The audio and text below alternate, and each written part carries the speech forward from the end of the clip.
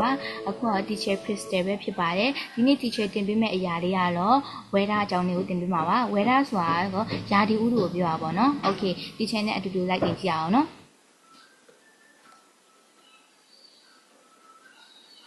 okay weather ဆိုတာကဘာလဲဆိုတော့ weather ဆိုတာတနေ့မှာတနေ့တနေ့ဘာဖြစ်မယ်ဆိုတော့ပြောပြနေတာပေါ့နော် weather ဆိုတာကဘယ်လိုမျိုးလဲဆိုတော့တစ်ချက်ပြောပြမယ်ပေါ့နော်တသားမိမိတို့ကိုတနေ့နဲ့တနေ့ဘာဖြစ်မယ်ဆိုတော့ပြောပြနေရပါ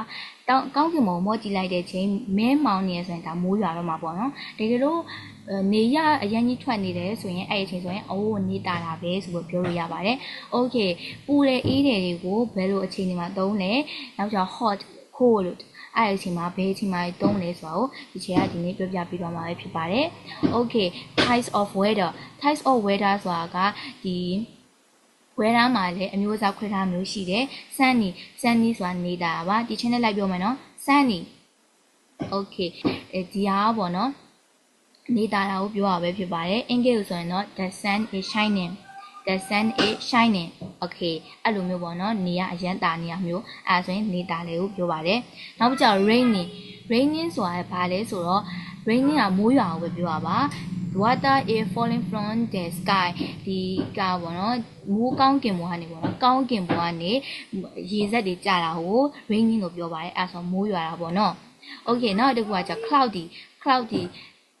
ဆိုတာတိမ်ထူထပ်တာကိုပြောတာပါ the sky is full of clouds ဒီ clouds ကဒီတောင်ကောင်းကင်ပေါ်မှာတိမ်နေနဲ့ထူထပ်နေရကို cloudy လို့ပြောပါတယ် the weather is cloudy အဲ့ဒါဆိုရင်ဒီနေ့ရာသီဥတုကတိမ်ထူထပ်နေတယ်လို့ပြောတာပါ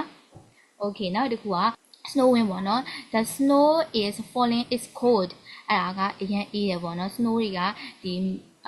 snow ဆိုတာနှင်းပေါ့နော်နှင်းနေရကြာနေတဲ့တောင်အေးပါတယ် snowing ဆိုတာကနှင်းကြတာကိုပြောတာပေါ့နော်နှင်းကြတဲ့အချိန်မှာပြောပါတယ်နောက်ဆုံးတစ်ခုပေါ့နော် the last one က windy ဆိုတာကလေထန်တာကိုပြောတာပါအကုန်မဲ့လိုက်ပြီမနော် windy okay ရသွားပြီနော်နောက်တစ်ခုက what should we wear ဆရာမလို့ teacher တို့ပေါ့နော် teacher တို့အဲ့မိုး sunny ဖြစ်နေတဲ့အချိန်မှာ sunny နေတာနေတဲ့အချိန်မှာsweater လို့hoodie လို့မဝတ်တင်ဘူးပေါ့နော်ဘာလို့လဲဆိုတော့အိုက်တယ်လေ windy မှာကျတော့ windy လို့နောက်ပြီးကြတော့ snowing ဆိုမှအချိန်မှာဝတ်တင်တယ်နောက်တစ်ခုကဒီမှာ sunny မှာဘာလဲဆိုဘာဝတ်တင်လဲဆိုတော့ wear and t-shirt and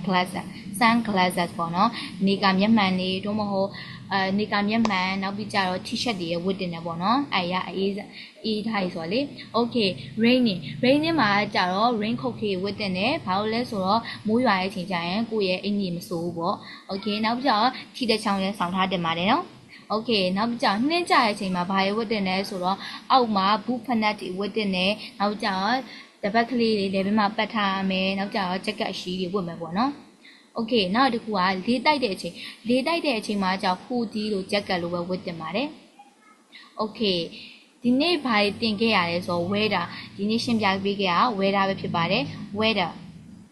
ဒီ channel လိုက်ပြောကြည့်မယ်နော် weather okay weather ဆိုတာက